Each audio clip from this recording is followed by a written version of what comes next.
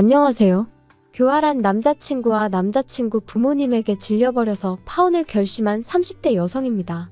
사실 파혼을 결정하기까지가 쉽지만은 않았어요. 머리로는 파혼을 해야 한다 생각하면서도 그래도 연인으로서 같이 보낸 2년의 세월을 생각하면 한 번 더 기회를 줘볼까 싶기도 했고, 한편으론 지금 헤어지면 어느 세월에 누구를 또 만나서 사랑을 하고 결혼을 꿈꿀 수 있을까 하는 두려움이 있었거든요. 하지만 친정부모님이 말씀하시길 이것저것 너무 많이 따지지 말고 딱 한 가지만 생각해보랍니다. 이 결혼을 하면 제 자신이 행복할 것 같은지 말이에요. 그리고 그 질문만 놓고 머릿속을 정리하니 대답은 아니다였습니다. 거짓말이라는 게 한 번으로 끝나기가 어려운 일이니까요. 게다가 지금이야 헤어지자 한마디로 끝날 사이지만 일단 혼인신고라도 하게 되면 그때부턴 법적인 문제부터 시작해서 정말 골치가 아프겠더라고요. 그리고 무엇보다도 어쨌든 헤어질 수도 있다는 전제를 두고 생각하는 제 자신을 발견하니 우리 사이에 남은 희망이 없다 싶었죠. 그래서 남자친구에게 파혼을 통보했어요. 그럼 도대체 어디서 그런 인간하고 만났나 싶으실 텐데 남자친구하고는 술자리에서 알게 된 사이예요. 하지만 분명히 말해두고 싶은 건 일단 저는 술자리를 좋아하는 사람도 아니고 쉽게 사람을 만나지도 않습니다. 다만 그날은 동네 친구들이 모여 술을 마시다가 한껏 분위기가 고조되자 다른 애들도 부르자 어쩌자 그렇게 되었고 그때 저한테도 나오라고 연락이 온 거죠. 그리고 저도 평소라면 거절했을 텐데 어째서인지 그날은 딱히 할 일이 있던 것도 아니고 그래서 잠깐 얼굴이나 비추고 올까 하는 생각에 나갔거든요. 그런데 막상 도착해보니 저뿐 아니라 모르는 사람들도 몇몇 있었고 남자친구도 그들 중 한 사람이었지요. 이후로 얼떨결에 다 같이 둘러앉아 서로 통성명하고 애인 없는 사람들끼리 한번 만나보라며 시덥잖은 농담도 오가고 그리고 그날의 만남을 시작으로 남자친구와 저는 급속도로 가까워졌어요. 남자친구하고 저는 여러 가지로 통하는 구석이 많았지만 특히나 좋았던 건 대화가 잘 통했다는 거예요. 덕분에 아무리 회사에서 울적한 일이 있었다고 해도 남자친구랑 말 몇 마디 하고 나면 기분이 금방 나아지곤 했고요. 하지만 이제 다 끝난 마당에 이런 이야기를 한다고 무슨 소용이 있겠어요? 그냥 그렇다 보니 결혼 이야기가 나오기 시작했을 때도 어쩐지 당연한 수순으로 느껴졌다 그거지요. 남자친구네 형편이나 저희 형편이나 크게 다를 건 없었어요. 양쪽 집안 모두 넉넉치는 않아도 부모가 자식에게 부담을 주는 상황은 아니었거든요. 특히 노후 준비의 경우 남자친구가 자기 부모님은 다 되어 있다 했고 저희 부모님도 마찬가지셨으니 솔직히 그것만으로도 참으로 다행이다 싶었죠. 게다가 처음 인사를 드리러 갔던 자리에서 남자친구 어머님께서는 예단이니 그런 건 바라지도 않는다 하시면서 뭐가 됐건 간에 저희 둘한테 좋은 쪽으로 상의해서 결정하라시대요. 그래서 이때만 하더라도 제가 어디 가서 말은 안 했지만 내가 나름 남편복 시댁복이 있는가 보다고 믿었었네요. 그런데 조금씩 남자친구와 제가 부딪히는 일이 생기기 시작했는데 그건 바로 돈 이야기가 오가기 시작하면서부터였어요. 사실 남녀 사이에서 뿐만 아니라 상대가 누구건 간에 돈이라는 건 제일 껄끄럽고 불편한 주제잖아요. 그리고 말이 나왔으니 말이지만 연애 초부터 남자친구는 늘 돈 문제에 조금 예민하게 반응하는 편이었거든요. 짠돌이 구두쇠는 아니었는데 언젠가 한번 제가 한 달에 얼마씩이나 모으고 있는지 카드값은 얼마나 되는지 물어봤더니 내가 빚을 지고 사는 것도 아니고 너한테 돈을 달라고 하는 것도 아닌데 왜 그런 걸 궁금해하냐면서 아무리 가까운 사이라도 서로 사생활 존중은 해주자 어쩌자 하며 기분 나쁜 티를 팍팍 내는 거 있죠? 그리고 저는 저대로 그런 남자친구의 낯설고 까칠한 반응에 꽤나 마음이 상했었지요. 그래서 이후로는 한 번도 물어본 적도 궁금해한 적도 없네요. 그런데 결혼 이야기가 오간 이후로는 솔직히 피하기만 해서는 될 일이 아니잖아요? 그래서 제가 연봉이며 적금이며 깔끔하게 서로 다 오픈하자 했어요. 그랬더니 남자친구가 또다시 때가 되면 어련히 말해주지 않겠냐며 짜증을 내는데 그땐 진짜 저도 좀 화가 나더라고요. 그래서 제가 이런 이야기도 편하게 못하는 사이에 결혼은 무슨 결혼이냐고 그럴 거면 다 때려치자 한 적도 있네요. 그리고 그렇게 우여곡절 끝에 알게 된 남자친구의 연봉은 저보다 1,000만 원이 많았어요. 하지만 저는 1년에 2번 상여금이 나왔던 반면 남자친구는 상여금이란 게 아예 없었으니 결국 따지고 보면 남자친구가 저보다 많이 버는 것도 아니었죠. 게다가 이제 와서 말이지만 남자친구는 저보다 나이가 6살이나 많았고 정년이 보장되지 않는 직장이었거든요. 그래서 솔직히 주변에서는 다들 제가 아깝다고 했는데 뭐 결혼을 할 때 무슨 마트에서 장 보듯이 이거저거 다 따져가며 입맛대로 고를 수는 없는 노릇이잖아요. 그래서 그런 건 뭐 그럴 수도 있지 하고 넘겼습니다. 그리고 이 밖에 남자친구는 모아놓은 돈이 8천이 있다고 했고 저는 7천이 있었으니까 이래저래 크게 마음에 걸리는 건 없었어요. 한편 남자친구 어머님도 남자친구와 비슷한 성격이셨는지 남자친구를 통해 말씀을 전해오시기를 상견례 자리에서 돈 이야기가 오가는 건 좀 불편하다 하시더라고요. 그래서 저는 저희 부모님과 상의 끝에 상견례는 형식상 한다 생각하고 실질적인 이야기는 상견례가 있기 전 미리 양가의 의견을 조율하는 쪽으로 이야기가 되었어요. 그리고 그렇게 몇 번의 대화가 오간 끝에 남자친구 부모님께서 1억을 그리고 남자친구가 자기 돈 8천을 해오는 걸로 얘기가 됐네요. 저는 저희 부모님이 9천, 제가 7천 해가기로 했고요. 그러니까 전부 다 따지면 남자친구가 저보다 2천 더 해오는 상황이었습니다. 다만 저는 제 명의로 된 국산 중형차가 있었거든요. 연식도 4년밖에 안 되었고요. 그래서 저는 제가 누구한테 말을 한 건 아니지만 이 정도면 반반 결혼이나 다름없다 생각했어요. 저희는 양가 부모님으로부터 받은 돈에 저희 돈 전부를 더해 결혼식부터 신혼집까지 모든 걸 해결하기로 했습니다. 하와이로 떠나기로 했던 신혼여행도 그 안에서 해결할 생각이었죠. 그런데 그렇게 대략적인 윤곽이 잡혔을 무렵부터 남자친구 어머님이 이따금씩 연락을 해오시기 시작하셨어요. 만나서 차나 한잔하자, 밥이나 한 끼 먹자 하시면서요. 그리고 그렇게 만나면 어머님께선 늘 내가 딸이 없어서 너같이 싹싹한 며느리를 보게 되어서 참으로 좋다. 내가 딸이 없어서 늘 그게 서운했는데 너랑은 모녀처럼 잘 지낼 수 있을 것 같다. 그리고 저도 처음엔 그런 어머님께 잘 보이고 싶었고 잘해드리고 싶은 마음이 컸었거든요. 그래서 어머님이 그런 말씀을 하실 때면 저도 더 살갑게 굴려고 노력했어요. 그런데 그날도 평소처럼 어머님이 불러내어 밥을 먹으러 가게 되었는데 어머님이 13만 원짜리 스테이크를 시키시며 오늘도 잘 먹겠다고 하시대요. 그리고 그때 불현듯 여지껏 제가 한 번도 어머님한테 하다못해 커피 한 잔도 얻어 마셔본 적이 없다는 걸 깨달았습니다. 돌이켜 생각해보니 늘 말씀으론 딸 같다 잘해주고 싶다 너가 참 마음에 든다 하시면서 정작 저한테 정말 1,000원 한 장 안 쓰셨더라고요. 물론 인간관계에서 돈이 전부는 아니지만 그래도 곳간에서 인심난다 뭐 그런 말도 있잖아요. 그렇게 제가 좋으셨으면 솔직히 하다못해 커피 한 잔은 사주셨지 않았을까 하는 생각이 머릿속을 스치니 그때부턴 어머님의 호출이 그렇게 반갑지 않았습니다. 아니, 오히려 부담스럽게만 느껴졌지요. 그리고 제가 그렇게 거리를 두니 어머님은 어머님대로 서운하셨던 모양이에요. 남자친구한테 당신은 저에게 잘해주고 싶고 친해지고 싶은데 제가 예전 같지 않다며 좀 화를 내시더랍니다. 그리고는 남자친구가 저더러 하는 말이 야, 우리 엄마한테 잘 좀 해드려. 엄마한테 잘 보여서 너가 손해볼 게 뭐가 있냐? 나중에 애 낳고 그러면 우리 엄마가 봐주실 거고 살림도 많이 도와주실 텐데 미리 점수 좀 따놓는다 생각하면 좋잖아. 갑자기 그게 무슨 말이야? 애 낳으면 우리 엄마한테 부탁드리기로 다 얘기된 거 아니야? 그리고 나 어머님한테 살림 부탁드릴 생각은 없는데. 사람 일이라는 게 뭐 마음먹은 대로만 되는 것도 아니고. 아무튼 난 네가 우리 엄마랑 잘 지냈으면 좋겠어. 그리고 그런 남자친구의 속내를 알아차리기까지는 오랜 시간이 걸리지 않았습니다. 지난달 기다리면 집값이 좀 떨어지려나 하고 눈독만 들이고 있던 신축 아파트가 오히려 인기가 좋아서 가격이 오를 것 같다는 얘기가 들려오기 시작했거든요. 그래서 마음이 급해진 제가 결국 일단 100만 원이란 계약금을 걸었어요. 입주는 식을 올리고 난 뒤에 하기로 했고요.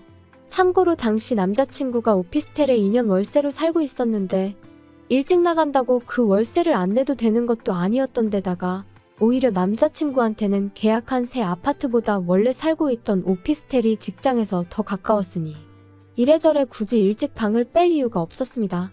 그리고 저도 결혼식을 올리고 그 후에 남자친구랑 신혼살림을 꾸리고 싶었지 먼저 같이 살다가 식을 올리고 싶지는 않았네요. 아무튼 이렇게 이야기가 되고 얼마 지나지 않았을 무렵 또다시 어머님한테 연락이 왔어요.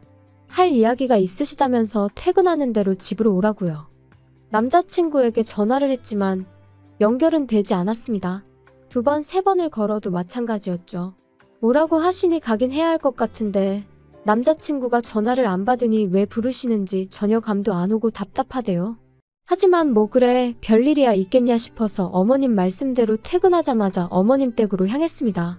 그리고 이때만 하더라도 저랑 남자친구가 연락이 닿질 않았을 뿐이지 어머님이 당연히 남자친구도 부르셨을 줄 알았거든요. 그런데 도착한 본가에는 남자친구는 없고 어머님만 계셨어요. 그리고 뭔가 쎄한 느낌이 들더니 아니나 다를까 어머님이 생각지도 못한 말씀을 꺼내셨습니다.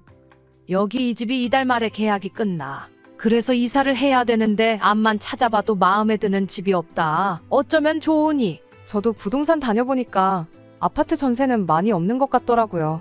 그런데 이 동네도 그런 줄은 몰랐어요. 그래서 이참에 아예 이 동네를 벗어나려고 하는데 문제는 니들 신혼집 구하라고 돈을 해줬더니 우리가 예산이 줄어서 이사 갈 집 알아보는 게 쉽지가 않구나. 내가 그래서 생각을 해봤는데 어쨌든 간에 이 집은 빼줘야 되니까 이 집 계약 끝나는 대로 그 너희가 계약했다는 집 있지? 그 집에서 좀 있어야겠어. 어차피 너희 뭐 식 올리고 살림 차릴 거라며. 그래서 일단은 그때까지 있으려고 하니까 그런 줄 알아. 괜찮지? 네, 어머님, 그건 좀 곤란할 것 같은데요? 아무리 그래도 신혼집인데 저희보다 먼저 들어가서 사시는 건 제가 좀... 아니, 우리가 뭐 평생 살겠다는 것도 아니고 일단 지내면서 계속 마땅한 집이 있나 알아보려고 그런다니까? 너 뭐 기분 나쁘다 이거니? 기분이 나빠도 어쩌겠니? 우리가 사준 집인데 우리가 그 정도도 못하니? 사주신 집은 아니죠. 저희 친정부모님 돈도 제 돈도 절반은 들어갔는데요? 야, 너 말을 참 웃기게 한다. 그럼 내가 내 돈이랑 내 아들 돈 빼겠다고 하면 어쩔 건데? 어머님 그거야 저희도 똑같죠. 제가 제 돈이랑 친정부모님 돈 빼가면 어머님이 그거 메꾸실 수 있으세요? 그리고 결국 저는 어머님과 의견의 골을 좁히지 못한 채로 자리에서 일어났습니다. 어머님은 현관을 나서는 제 뒤통수에다 대고 너 그러는 거 아니라며 소리를 지르셨지만 저는 그런 어머님께 아무런 대꾸도 하지 않았죠. 그리고 심란한 마음으로 집으로 돌아왔는데 현관 앞에서 남자친구가 저를 기다리고 있더라고요. 아까 왜 전화 안 받았어? 나 오늘 어머님 호출 받고 지금 갔다 오는 길인데 혹시 어머님이 나 부르실 거 알고 있었어? 뭐 알고 있기는 했지. 근데 그게 오늘인지는 몰랐어. 알고 있었다고? 그럼 어머님이 무슨 이야기를 하실지도 알고 있었어? 빨리 솔직히 말해. 알고는 있었지. 근데 난 솔직히 네가 싫다고 할 줄 몰랐어. 우리 부모님이 먼저 들어가서 사시는 게 그렇게 싫을 일이야? 그럼 내 입장에서 좋겠어?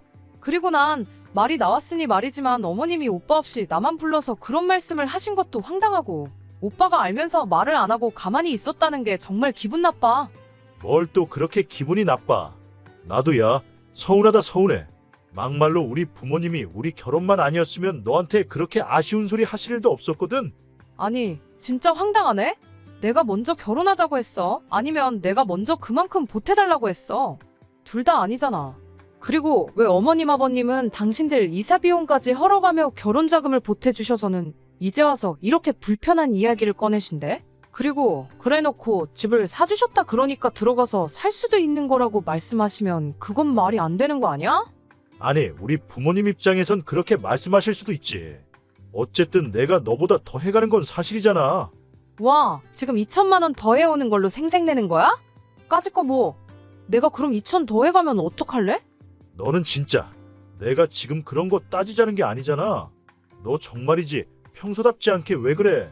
우리 부모님이 무슨 전염병 환자도 아니고. 그럼 우리 부모님 지금 집도 못 구하셨는데 뭐 어떡하시라고 할까? 전세 계약 끝나면 길에서 주무시라고 할까? 그럼 만족스럽겠어? 진짜 우리 부모님 며느리 복도 더럽게 없으시네. 그럼 100번 양보해서 먼저 들어와서 살게 해드리면 언제 나가시는 건데? 그건 확실히 얘기해 줄 수 있고? 그거야 집 구해지기 나름이지.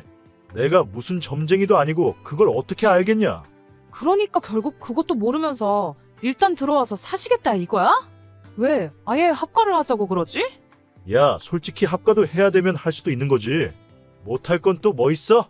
어쨌든 계약한 집에 우리 부모님 지분이 절반은 있는 건데 너는 뭐 우리 부모님이 주시는 돈을 설마 맨입으로 받으려고 그랬냐? 내가 받았다고? 진짜 어이가 없네. 그거 뭐 나 용돈하라고 주신 돈이야? 그리고 남들이 들으면 우리 부모님은 뭐 아무것도 안 해주신 줄 알겠다. 자꾸 깜빡깜빡하나 본데 우리 집에서도 돈 해주셨거든? 넌 왜 이렇게 여자가 돼서는 한마디도 지지를 않냐? 진짜 사람 지치게 하는데 뭐 있네. 오빠야말로 처음부터 지금까지 말도 안 되는 억지만 쓰고 있거든? 진짜 원래 이런 사람이었어? 그리고 결국 남자친구와 1시간 가까운 말다툼 끝에 저는 더는 할 말 없다 하고 집 안으로 들어와 버렸어요. 그런데 생각할수록 분하고 괘씸하고 어이가 없어서 도통 마음이 진정되질 않더라고요. 그리고 그때 다시 남자친구 어머님에게 전화가 걸려왔습니다. 아주 모자가 쌍으로 나를 괴롭히는구나 그런 생각이 드니까 저도 목소리가 곱게 나가질 않았죠.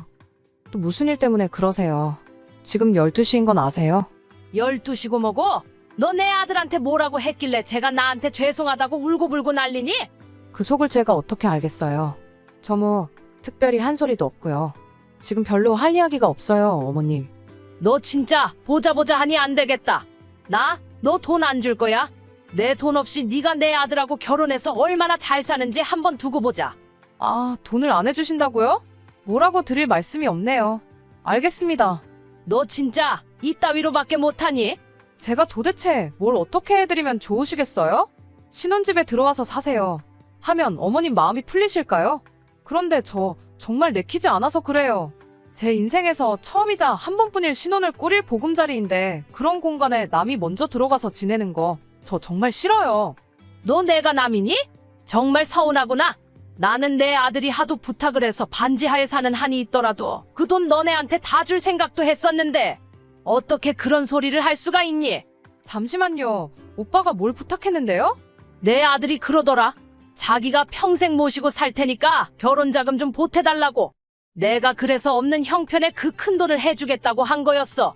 하지만 그렇다고 내가 너희한테 평생 얹혀 살 생각도 없었다. 반지 하나도 구해서 나갈 생각이었어. 그런데 참 너 실망이다. 어머님 저야말로 지금 심장이 벌렁거리고요. 무슨 이야기인지 하나도 모르겠어요. 그러니까 합가를 먼저 제안한 게 오빠라는 말씀이신 거죠? 어머님은 제가 계속해서 질문을 해대니 당신도 뭔가 잘못되었다 싶으셨는지 전화를 끊으셨고 저는 당장이라도 토할 것 같은 심정이었습니다. 전후 사정을 알고 나니까 비로소 어머님이 왜 그렇게 막무가내로 나오셨는지 남자친구가 억지를 부려댄 건지 이해가 되었으니까요. 그리고 동시에 남자친구의 그런 교활함에 소름이 끼쳤습니다.